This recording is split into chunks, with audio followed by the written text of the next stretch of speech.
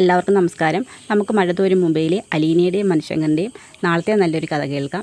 എല്ലാ ദിവസവും ചാനലിലൂടെ വീഡിയോ അപ്ലോഡ് ചെയ്യുന്നതാണ്. ചാനൽ ആദ്യമായി കാണുന്നവരാണെങ്കിൽ ഒന്ന് സബ്സ്ക്രൈബ് ചെയ്യണേ. വീഡിയോ ഇഷ്ടപ്പെടുവാണെങ്കിൽ ലൈക്ക് ചെയ്യണേ, കമൻറ്റ് ചെയ്യണേ.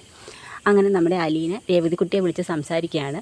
രേവതിക്കുട്ടിക്ക് ചെറിയ പരിഭവമുണ്ട്. അലീന വീട്ടിൽ നിന്ന് പോയിട്ട് പറഞ്ഞില്ലെന്ന് പറഞ്ഞുകൊണ്ട് ആ സമയത്ത് അലീന പറയുന്നുണ്ട്, മോളെ രോഹിത് നിന്നെ വിളിച്ചില്ലായിരുന്നു? ആ വിളിച്ചു, ചേച്ചി അവിടെ നിന്ന് പോയെന്ന് മാത്രമേ പറഞ്ഞോളൂ. ചേച്ചി എവിടേക്കാണ് ബാലേന്ദ്രൻ സാറ് കൊണ്ടുപോയെന്ന് ചോദിക്കും. അത് ഞാൻ ഇപ്പോൾ കുളത്തൂപ്പുഴയിലാണെന്ന് പറയും. കുളത്തൂപ്പുഴയോ? എന്താ പുഴയൊക്കെ ഉള്ള സ്ഥലമാണോ? ഇടി ഞാൻ ആദ്യം ഒന്ന് പറയട്ടെ, കുളത്തൂപ്പുഴയിലുള്ള ഒരു വീട്ടിലാണ് ഞാനിപ്പം നിൽക്കുന്നതെന്ന് പറയും. അവിടെ ചേച്ചിക്ക് ജോലി ശരിയായോ? ജോലിയൊന്നും ആയില്ല. വീടെങ്ങനെ ചേച്ചി? വലിയ വീടാണോ? ഇത് വീടല്ല മോളെ, ഒരു എസ്റ്റേറ്റ് ബംഗ്ലാവാണെന്ന് പറയും. ആണോ ചേച്ചി അവിടെ ആരൊക്കെയാണ് ഉള്ളത്? ഇവിടെ ഉള്ളത് ഒരു മിലിറ്ററിക്കാരനാന്ന് പറയും. മിലിറ്ററിക്കാരനോ? ആഹാ, ഇവിടുത്തെ മാമച്ചനങ്ങളും മിലിറ്ററിക്കാരനാണല്ലോ. അതെന്തായാലും കൊള്ളാം എന്ന് പറയും. എടി മോളെ, അത് ഞാനിപ്പോൾ നിൽക്കുന്നത് എവിടെയാണെന്ന് വെച്ചാൽ ഞാൻ പറഞ്ഞില്ലേ കുളത്തൂപ്പുഴയിലാണെന്ന്. മിലിറ്ററിക്കാരൻ ആരാണെന്നറിയാവോ? ആരാ ചേച്ചി?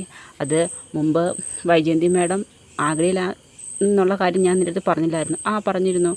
ആഗ്രയിൽ വെച്ച് വൈജയന്തി മാഡത്തിന് ഒരാളോട് ഇഷ്ടമുണ്ടായിരുന്നല്ലോ. അയാളുടെ വീട്ടിലാണ് ഞാനിപ്പോൾ നിൽക്കുന്നതെന്ന് പറയാം. എന്ന് വെച്ചാൽ ചേച്ചി ഇപ്പോൾ നിൽക്കുന്നത് എൻ്റെ പപ്പയുടെ വീട്ടിലാണെന്ന് പറയും. പപ്പയുടെ വീട്ടിലോ? അതേന്ന് പറയും. വൈജയന്തിയുടെയും സ്റ്റാൻലി ജോസഫിൻ്റെയും മകളാണെന്ന് പറയും ഞാൻ. ചേച്ചി എന്തൊക്കെയാണ് പറയുന്നത്? എനിക്ക് വിശ്വസിക്കാൻ പറ്റുന്നില്ല. ചേച്ചിയുടെ പപ്പായെ ആരാ ചേച്ചി ഇത് കണ്ടുപിടിച്ചെന്ന് ചോദിക്കും. അത് അച്ഛനാന്ന് പറയും. അങ്കിളോ? എങ്ങനെ?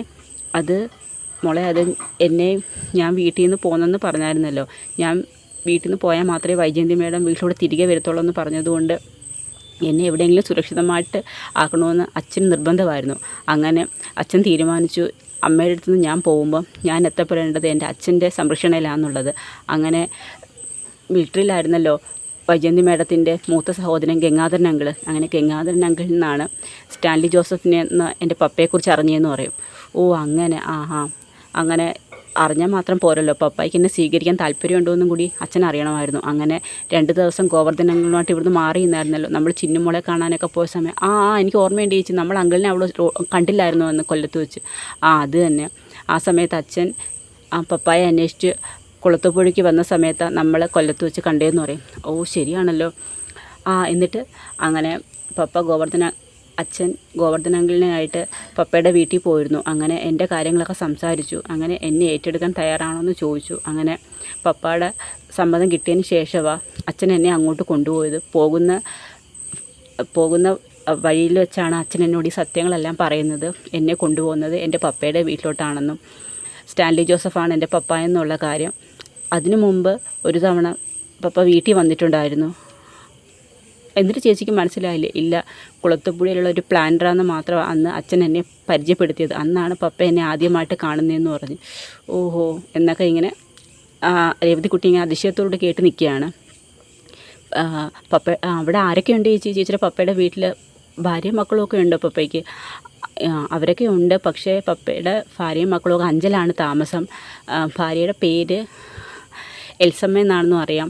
ഇപ്പോൾ ഇത് പപ്പയുടെ എസ്റ്റേറ്റ് ബംഗ്ലാവാണ്. ഇവിടുത്തെ റബ്ബറും മറ്റ് കൃഷി കാര്യങ്ങളൊക്കെ നോക്കാനായിട്ടാണ് പപ്പ ഇവിടെ താമസിക്കുന്നത്. അപ്പം ഇടയ്ക്ക് മുമ്പ് വന്ന് പോത്തേ ഉള്ളായിരുന്നു. ഇപ്പം കുറച്ച് നാളുകൊണ്ട് ഇവിടെ സ്ഥിരമായിട്ട് താമസമാണെന്നാണ് ഇവിടുത്തെ ആൻറ്റോ ചേട്ടൻ പറഞ്ഞു. അതാരാ ചേച്ചി? ഇവിടെ 3 സർവൻ്റ് ഉണ്ട്. ആൻറ്റപ്പൻ ചേട്ടൻ, പൗലോ ചേട്ടൻ, പിന്നെ ഒരു ഡ്രൈവർ ബൈജു. അവർ 3. അപ്പോൾ അവിടെ സ്ത്രീകളാരുമില്ല. പിന്നെ പപ്പായും പിന്നെ കുറേ നായ്ക്കുട്ടികൾ മാത്രമേ ഉള്ളൂന്ന് പറയും. ചേച്ചിക്ക് അവിടെ ബോറടിക്കുന്നുണ്ട്. ഒരു വലിയ വീടാണ്, കുറച്ച് ബോറടിയൊക്കെ ഉണ്ട്. പിന്നെ നായ്ക്കുട്ടികളൊക്കെ ആയിട്ടൊക്കെ ഇടപഴകുമെന്ന് പറയും. അല്ല, പപ്പ ചേച്ചിയോട് സംസാരിക്കുമോ? മിലിറ്ററിക്കാരനല്ലേ, അതിൻ്റെ ഒരു ഗൗരവം എപ്പോഴും ഉണ്ട്. ആദ്യം എന്നെ കണ്ട സമയത്ത് ഹലോ അലീന എന്നാണ് പറഞ്ഞത്. അതെന്താ അങ്ങനെ? സാധാരണ ഇത്രയും നാളും കാണാതിരുന്ന് കാണുന്ന ഒരു മകളെ കാണുമ്പോൾ കെട്ടിപ്പിടിക്കുകയും വാരി പുണരുകയൊക്കെയല്ലേ ചെയ്യേണ്ടത്? ഇതങ്ങനൊന്നുമില്ല. എനിക്ക് പെട്ടെന്നത്തെ ആ ഒരു ഷോക്കിൽ എന്ത് ചെയ്യണമെന്ന് അറിയത്തില്ല. പിന്നെ ഞാൻ ഷേക്ക് ഹാൻഡൊക്കെ കൊടുത്തെന്ന് പറയും. ഇപ്പോൾ ചേച്ചി അവിടെ സെറ്റായോ? കുഴപ്പമില്ല മോളെ എന്നൊക്കെ പറയും. അങ്ങനെ അവിടുത്തെ വിശേഷങ്ങളൊക്കെ അലീന രേവതിക്കുട്ടിയോട് പറയുകയാണ്. അതിനുശേഷം നമ്മുടെ അവതക്കുട്ടി ചായനെ വിളിച്ച് പൗലോസ് എല്ലാ വിവരങ്ങളും പറയുന്നുണ്ട്. കാരണം പറയും, ഇവിടെ അലീന എന്ന് പറഞ്ഞൊരു പെൺകുട്ടി വന്നിട്ടുണ്ടെന്നും കേണൽ സാഹിബിൻ്റെ മകളാണെന്നാണ് പറയുന്നതെന്നൊക്കെ പറഞ്ഞുകൊണ്ട് കാര്യങ്ങളൊക്കെ പറയും. പിന്നെ പാലയിലുള്ള ബാലേന്ദ്രൻ എന്ന് പറഞ്ഞൊരാളാണ് ഇവിടെ കൊണ്ടുവന്ന് കേണൽ സാറിൻ്റെ മകളാണെന്ന് പറഞ്ഞ് ഇവിടെ പെൺകുട്ടിയെ കൊണ്ടുവന്നാക്കിയെന്നൊക്കെയുള്ള കാര്യം കുട്ടിച്ചായനോട് പൗലോസും ബിജുവും കൂടി ചേർന്ന് പറയുകയാണ്. അതേസമയം ആൻ്റപ്പൻ അങ്ങോട്ട് വരുന്നുണ്ട്. അങ്ങനെ ആൻ്റപ്പനോട് പറയുന്നുണ്ട്, ഞങ്ങൾ കുട്ടിച്ചായനെ വിളിച്ച് വിവരങ്ങളെല്ലാം പറഞ്ഞിരുന്നു. എനിക്കെന്തോ ആ കൊച്ച് നമ്മുടെ കേണൽ സാറിൻ്റെ മകളാണെന്ന് വിശ്വസിക്കാൻ പറ്റുന്നില്ല. അതുകൊണ്ടാണ് ഞാൻ കുട്ടിച്ചായൻ്റെ അടുത്ത് പറഞ്ഞതെന്നൊക്കെ ബൈജു പറയുന്നുണ്ട്. ആ സമയം ആൻ്റപ്പൻ പറയും, നീ എന്തിനാ ഈ ആവശ്യമില്ലാത്ത കാര്യമൊക്കെ വിളിച്ച് കുട്ടിച്ചായനെ വിളിച്ച് പറഞ്ഞത്? അതിനി കേണൽ സാബ് അങ്ങനെ അറിഞ്ഞ് എന്ത് പ്രശ്നമാവുമെന്ന് അറിയാവോ? അതിനെന്താ, കുട്ടിച്ചായൻ വന്ന കാര്യങ്ങളൊക്കെ ഒരു വ്യക്തത കിട്ടുമല്ലോ. സാബിൻ്റെ പെർമിഷൻ ഇല്ലാതെ നീ കുട്ടിച്ചായനെ വിളിക്കേണ്ട കാര്യമില്ലായിരുന്നു. ഇനി അതെങ്ങാണ് സാബ് അറിഞ്ഞാൽ നിൻ്റെ ഉള്ള ജോലിയും കൂടി നഷ്ടപ്പെടും ബൈജു. ആവശ്യമില്ലാത്ത കാര്യം നീ അന്വേഷിക്കാൻ പോകുന്നത്. സാബ് പറഞ്ഞില്ലേ സാബിൻ്റെ മകളാണെന്ന്, അതിൽ കൂടുതൽ അന്വേഷിക്കേണ്ട കാര്യം നിനക്കെന്തോ വരുന്നു എന്നൊക്കെ പറഞ്ഞുകൊണ്ട് ബൈജുവിനെ വഴക്ക് പറയുന്നുണ്ട് ആൻ്റപ്പൻ. പിന്നെ പൗലോസും പറയാം, പ്രശ്നമാവോ? എന്തായാലും കുട്ടിച്ചായൻ വരട്ടെ എന്ന് പറയുന്നുണ്ട്. അതിനുശേഷം നമ്മുടെ അവധക്കുട്ടിച്ചായൻ അങ്ങോട്ട് വരികയാണ്. അപ്പോഴത്തേക്ക് പൗലോസിനും ബൈജുവിനും അങ്ങ് സന്തോഷമാവും. അപ്പോഴത്തേക്ക് ആൻ്റപ്പാന്ന് വിളിച്ചുകൊണ്ടാണ് വരുന്നത്.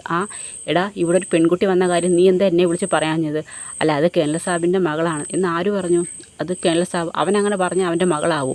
ഞാൻ എന്തായാലും ഒന്ന് കാണട്ടെ. എടാ ലാലിച്ച എന്ന് പറഞ്ഞുകൊണ്ട് ദേഷ്യപ്പിടിച്ചുകൊണ്ടാണ് അങ്ങോട്ട് വരുന്നത്. ആ സമയത്ത് നമ്മുടെ ബൈജുവിനും പൗലോസിനും അങ്ങ് സന്തോഷമാവും. അപ്പോഴത്തേക്ക് സ്റ്റാൻലി ഇറങ്ങി വരുന്നുണ്ട്. ഇതാര്?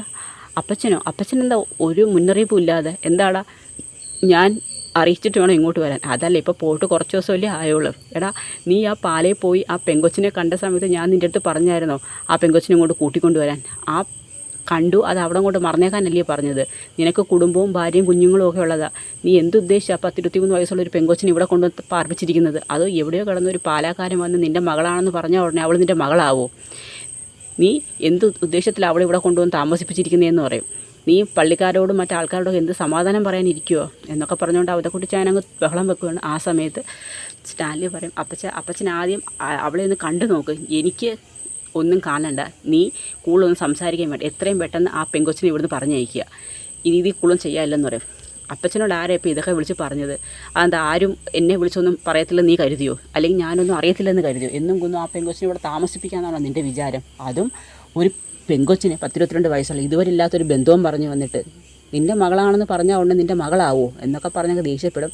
അപ്പച്ചൻ ഞാൻ എന്തായാലും അലീനയെ വിളിക്കാം, അപ്പച്ചൻ ആദ്യം അവളെ ഒന്ന് കാണും എന്ന് പറയും. ആ സമയത്ത് അലീനയെ ഒന്ന് വിളിക്കും. അപ്പോഴത്തേക്ക് അലീന അങ്ങോട്ട് വരികയാണ്. അലീനയെ കണ്ടതും അവധക്കുട്ടിച്ചായൻ അങ്ങ് നോക്കി നിൽക്കുകയാണ്. കാരണം അവധക്കുട്ടിച്ചായൻ്റെ മരിച്ചുപോയ ഭാര്യ ചിന്നമ്മൂൻ്റെ അതേ മുഖഛായയുള്ളൊരു പെൺകുട്ടി. നോക്കുമ്പം കുറച്ച് നേരത്തേക്ക് അവധക്കുട്ടിച്ചായന് ഒന്നും പറയാൻ പോലും പറ്റുന്നില്ലായിരുന്നു. ആ സമയത്ത് ലാലിച്ചൻ പറയും, അലീന, ഇത് എൻ്റെ അപ്പച്ചൻ അവധക്കുട്ടി നിൻ്റെ വല്യപ്പച്ചനാണെന്ന് പറയും. ഉടനെ പറയും, അപ്പോഴത്തേക്ക് അപ്പച്ച ഇതാ നോക്ക്, ഇതാണ് അലീനയെന്ന് പറയും. അപ്പോഴത്തേക്ക് ആ ഒരു ഷോക്കിൽ നിന്ന് അങ്ങോട്ട് മുക്തനാവാതെ ഇങ്ങനെ സ്തംഭിച്ച് നിൽക്കുകയാണ്. കാരണം കറക്റ്റ് സ്റ്റാൻലിയുടെ അമ്മ ചിന്നമ്മൂൻ്റെ അതേ മുഖച്ചേൽ. അപ്പോഴത്തേക്കും എനിക്കിനി ഒരു തെളിവിൻ്റെയും ഒന്നിൻ്റെ ആവശ്യമില്ല, ഇത് നിൻ്റെ മകൾ തന്നെയാണെന്ന് പറയും. ഇത് മറ്റാരുമല്ല, എൻ്റെ മരിച്ചുപോയ എൻ്റെ ചിന്നമ്മുവാണ് എൻ്റെ മുമ്പിൽ നിൽക്കുന്നതെന്ന് പറയും. അത് കേൾക്കുമ്പോഴത്തേക്ക് സ്റ്റാൻലിക്ക് അങ്ങ് സന്തോഷമാവും. ചിന്നമ്മു എന്ന് പറയുന്ന എൻ്റെ അമ്മയാണെന്ന് സ്റ്റാൻലി പറഞ്ഞ് പരിചയപ്പെടുത്തുന്നുണ്ട്. എനിക്കിത് വിശ്വസിക്കാൻ പറ്റുന്നില്ല, വെറുതെ അല്ല നീ ഇവളെ കണ്ടപ്പോഴേ അങ്ങ് നിൻ്റെ മകളാണ് നീ തീരുമാനിച്ചതെന്ന് പറയും. എന്നാൽ ഇത് എന്തൊരു അതിശയമായിരിക്കുന്നു എന്ന് പറയുന്നുണ്ട്. അപ്പോഴത്തേക്ക് പറയും, നീ എൻ്റെ സ്റ്റാൻലിയുടെ മകൾ തന്നെയാണ്, എന്തുവാ നിൻ്റെ പേര്, എന്നതാടി വെച്ചാൽ നിൻ്റെ പേരെന്നൊക്കെ ചോദിക്കാൻ പറയും. അലീന എന്നാന്ന് പറയും. അങ്ങനെ അലീനയെക്കുറിച്ചുള്ള കാര്യങ്ങളൊക്കെ അലീന അവധക്കുട്ടിച്ചായനോട് പറയുകയാണ്.